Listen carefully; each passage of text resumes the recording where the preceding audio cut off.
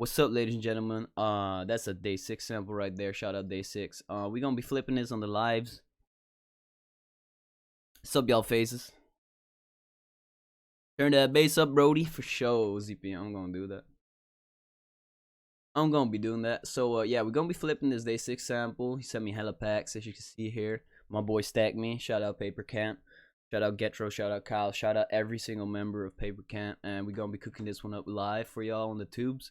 I'm gonna explain my process of mixing and stuff like that. I've got like several requests in my DMs, like how do you mix your beats, how do you do this and that. I'm gonna give away all the sauce here because there is no sauce. It's just leveling your sounds, nothing special to it. So yeah, I'm gonna be starting off by putting on the melody, like the thing I got here, on my master mixer on track 1. Control L to do that. You basically, I always go into my stash with my melody preset, but I'm gonna explain the melody preset to y'all because it's nothing special.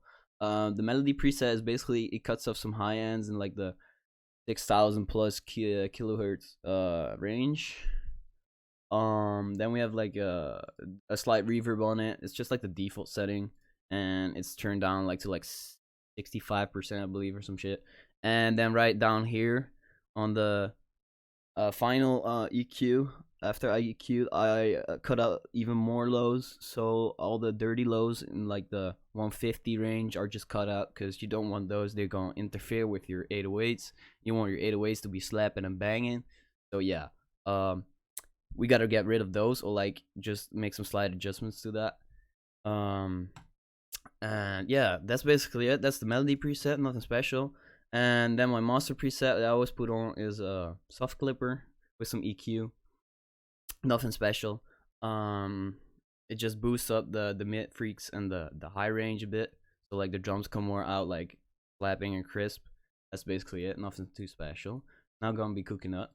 So yeah, I already know like this type of melody. I already feel like a Zay 808, like Wheezy 808, you know.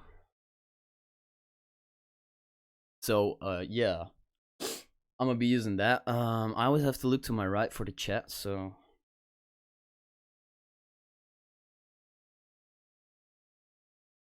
fuck. Dude, I'm on my laptop to my right. Hold up, it's almost like a fucking tutorial hit. But yeah, we got 5 watchers right now. Shout out y'all to watch that are watching. But yeah, now I'm gonna just like pick some sounds. Like I'm gonna talk you through like why I pick these sounds, why I know they work for placements and stuff like that. So there's a lot of drum kits out on the internet, and these are my homies y.ymar.beats kits, and I always get like some sounds from my boy NS Go Crazy. Shout out NS. These are just collections of like drum sounds that are across the internet, and I basically always use, like, the majority of the time they hit one. Everyone uses it because it's just that industry standard like hi-hat. You can go experimental with your hats, and that's like super cool. Like this one will always work, and it just always sounds good. So with my hi-hat, I always just like adjust the out knob so like the tail's shorter, because usually when you have a hit one, it has like this clipping at the end. By raising the out knob, you basically get rid of that. So that's how I do, and I usually just pitch it down on the piano roll here, and I make sure that everything cuts itself, so it doesn't like clash with each other. Then what I always do, I just start doing the hats and the clap, or like whatever I'm gonna use, maybe be a rim, we'll see. So yeah, let's start cooking.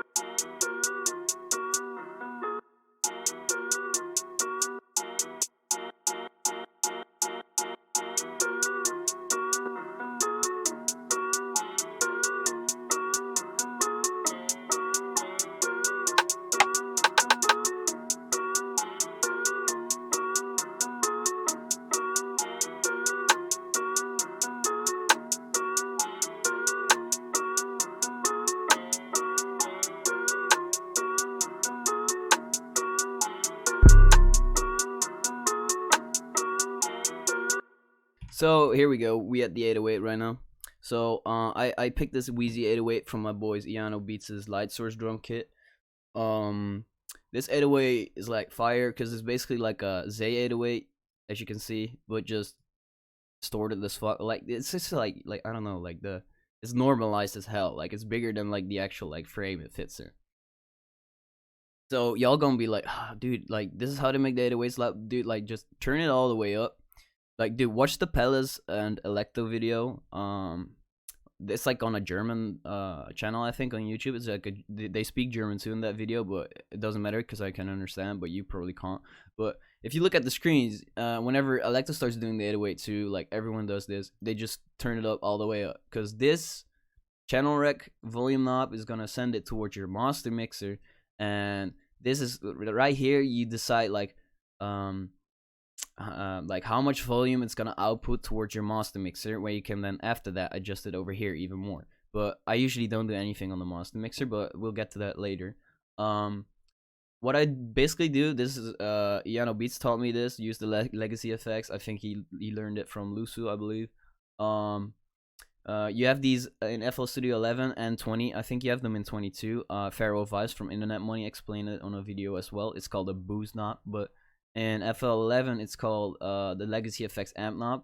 What I basically do with this 808, because it's already like normalized, I denormalize it because I want to be like having control over the size of the waveform myself. So what I do is I turn up the in knob so it looks like a normal Z again, maybe just like a slight bit out of there, and I just boost the amp knob again. So I like got my own control over the waveform. I sometimes pull out the shorten, like the out knob here. So it like is like a bit smaller, so it hits like kind of less long. But let's see. 2% is most of the time like fire. You don't want to overkill it because your 808 is gonna be sounding distorted and shit like that. You don't want that. What's up, Kim Beats? But yeah, this is basically how I do it, and that's our 808 fixed. I don't do anything with the velocities because velocities, like turning them up, it could work, but you have to mix down the 808, and I don't like that. So just like leave velocities as they are, like the default ones, and just make your mix sound like smacking without like adjusting that.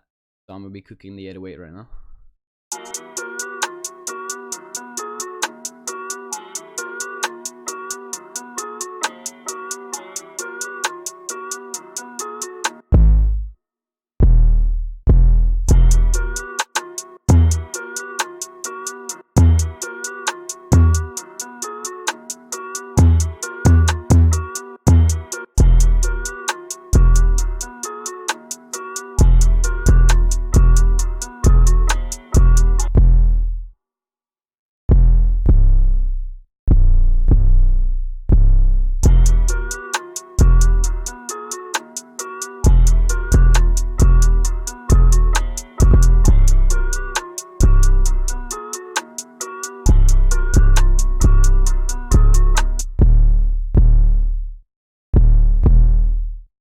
So what I usually do is add some like little snare rolls, or like 808 rolls, my bad. They come from snare rolls, I guess. But if you want full control of your 808 and not like clashing it with any other sounds, you just turn on the volume envelope here. And when you like pull up the whole, like this is the basic things everybody probably already knows, but it still works. And make sure it cuts itself. Also for the rim. Yeah, so you got like full control of your 808, so you can do like the third stab rolls, you know, like these right there. But now you want to like control legato them. You want to like make them all connect, because if I'm gonna be playing this, it's just gonna be short notes because of the envelope that's turned on. But like Control L, it connects them all, easy peasy. Then right here we want to extend that one out, and then we basically got our 808 line.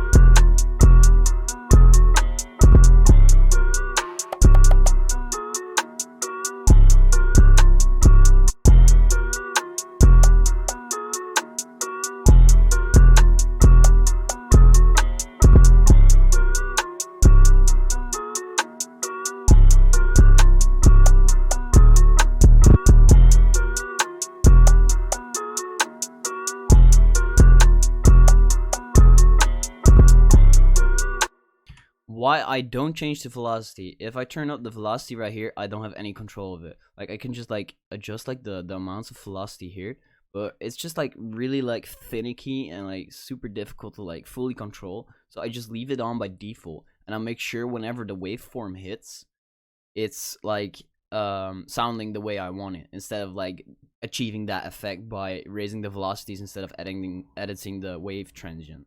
So yeah, I don't screw with velocities no more, because it basically like means that you're saying to your DAW or FL Studio in this case, like, okay, prioritize this sound, make it like bigger than any other sound. If the velocity is way up, it's gonna hit harder, but it's gonna like overkill other sounds too. I can do it, but it's gonna store like crazy right now. But yeah, that's why I don't like velocity maximization, because you don't have any control after that when you maximize things. Like other sounds will get like drowned because of like the 808 being like the highest velocity element in your beat.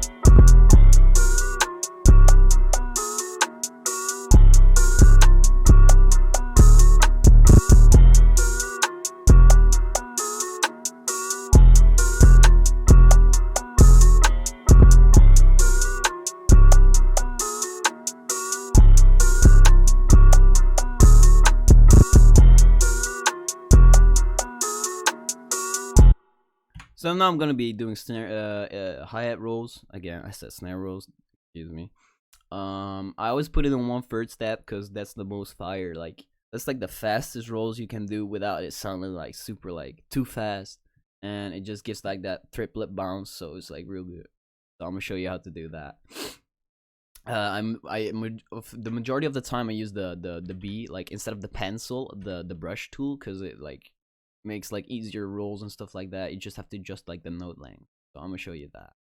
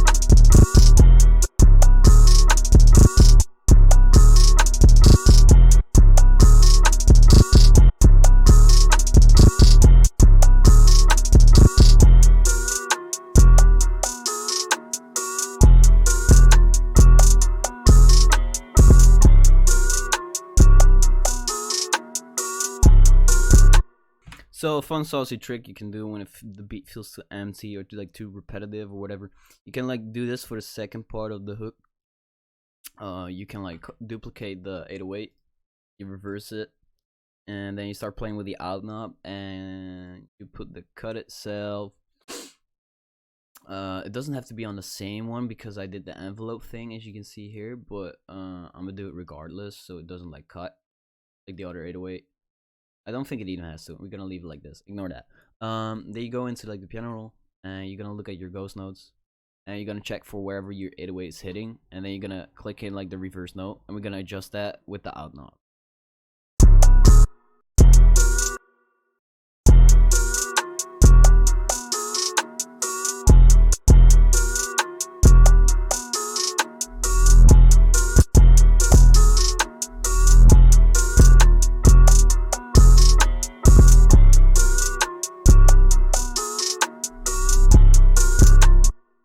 So what's really a dependent factor of the 808 how it hits is the key, because E is a higher key, meaning the 808 note's gonna be shorter. How higher you go, the shorter the 808 notes get. The lower you go, the longer they get.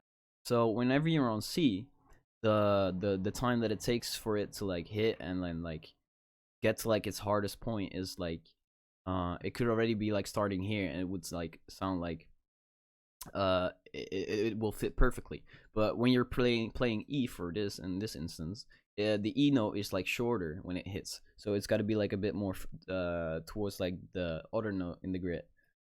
I'll show you guys how I like kind of mean this. So if I pitch these up,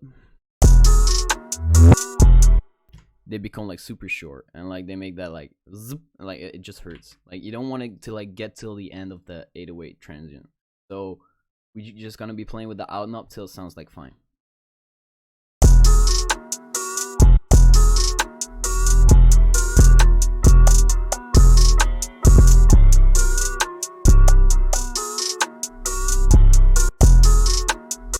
As you can see, like the C note can already start over there, I think, and it'll still be sounding.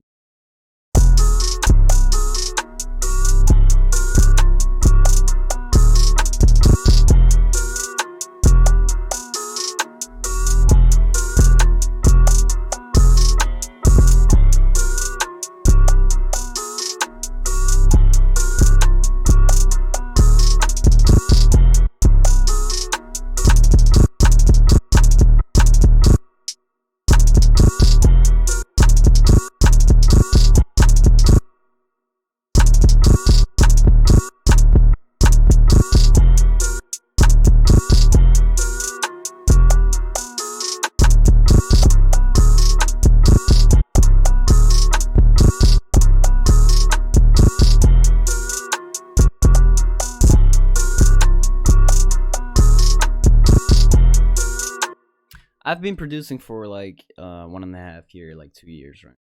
Like that's like when I first initially started. So I've been like on this for like 2 years, I think now. Like last year, I started to get like making them folders with beats and stuff like that. I made like 10 beats per month, and that's it, just for fun, you know.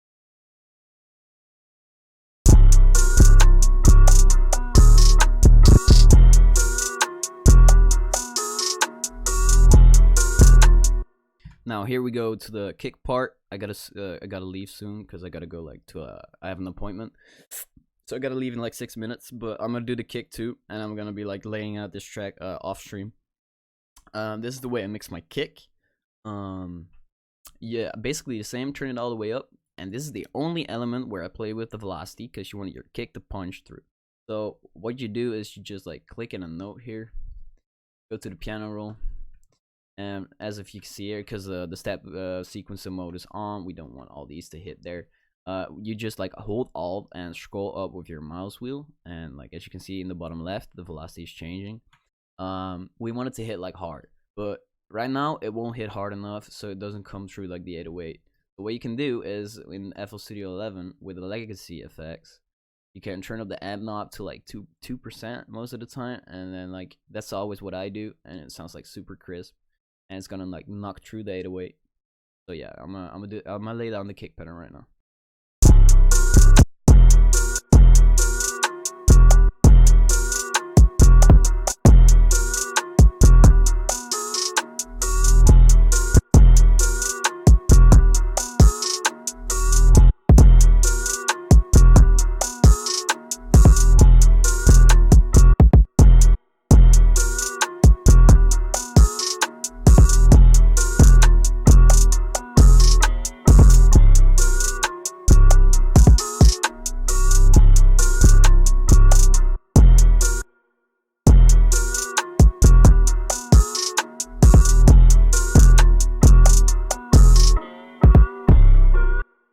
So as of now, like you know, like the kicks punching is good. We gotta put everything on the monster channel by how do I do this? Just like left clicking and like dragging down from like the point that you want on your monster mixer.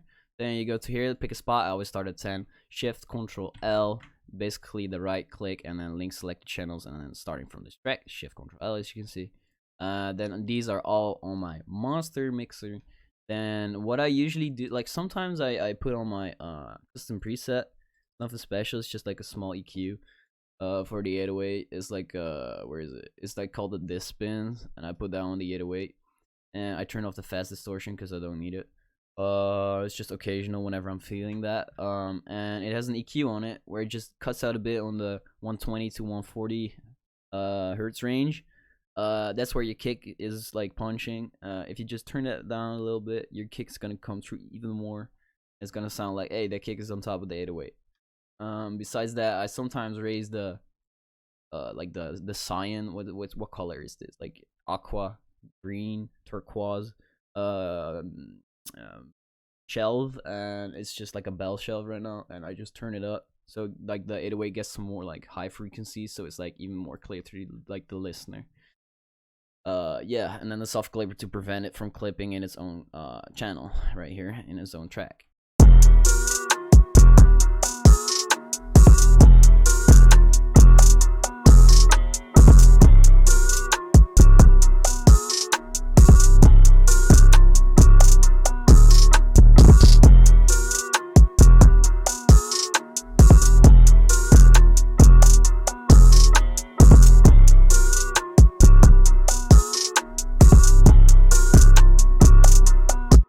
Hey, what's up, Kyle Jr.? What's up, my boy? Hey, shout out Kyle Jr. Guy got sick sound design, sick beats. Pay attention to this man. He's gonna be big for sure. Shout out to Kyle, my boys from Paper Camp. Yeah, I'm basically like giving away like kind of like the mixing sauce with some of my techniques, you know, because I don't care. If y'all got like suggestions for me like doing differently in my mixing style, just let me know. Cause like I know like my mix is fine, but like I'll always be like looking for improvements and shit like that. I want to be having like the crispiest mix in the game, you know. Like mix is super important. When people play your beats in the studio sessions and stuff like that, your 808's not knocking or your kicks is not coming through, and the artist hearing that. Some artists don't give a fuck if the melodics are good. Like the engineer will fix that anyway. But to make that first impression to an artist with like a beat, the mix gotta be like tight.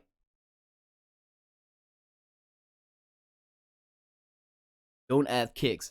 I might just like, dude, I could like leave them out, but maybe just for like a like the second part of the hook. I don't know. We'll see.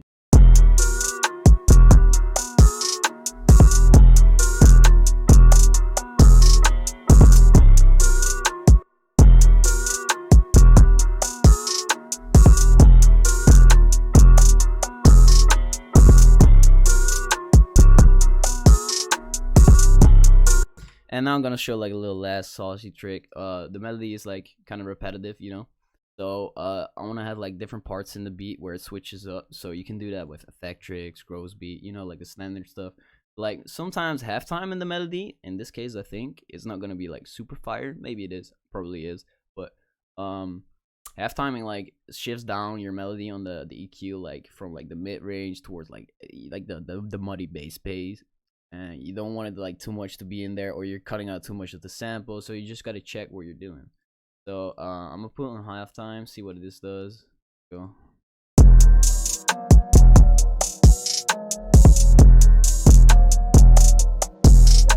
Boy, kicks to sound good with Zay. Trust me, rack kick always gets the job done.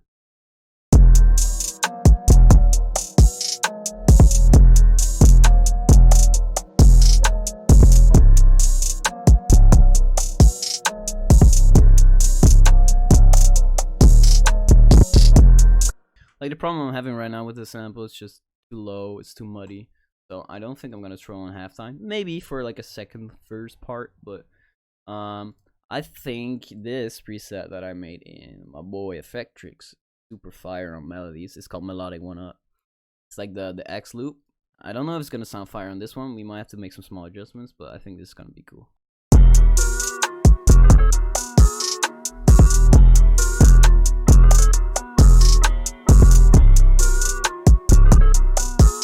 Boy, bet your ass Kyle's gonna use some kicks one day, dude. Like, dude, Kyle's been produced for a long time.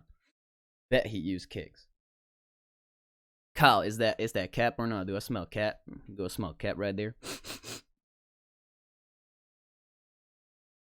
Hey, my boy Forder's in here, my moderator. Shout out my moderator slash designer. We're gonna be dropping that Mercury MIDI kit ASAP. Me and Kyle, little like spoiler. Me and Kyle gonna be dropping the loop kit, and then loops 5. Cause Kyle, like yesterday, I sent Kyle like 3 midis for the loop kit. He was like supposed to make them into loops and not use them.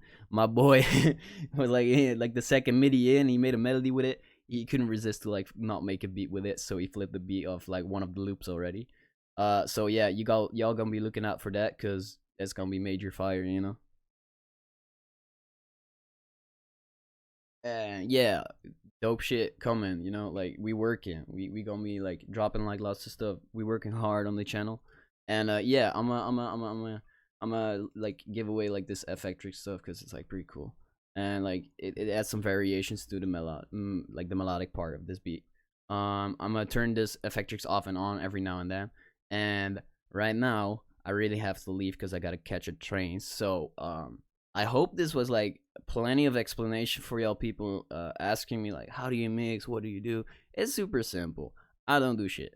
It's just like some good leveling, like editing your transients, and that's basically it. So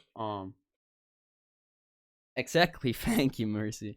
Shout out to the people in chat paying attention. I appreciate y'all for like viewing, watching right now, and I appreciate y'all supporting the channel. I'm gonna be dropping like videos soon and stuff like that, and previews and etc. Just gotta get some things sorted out, and yeah, yeah, boys, ymar is gonna peace out, you know.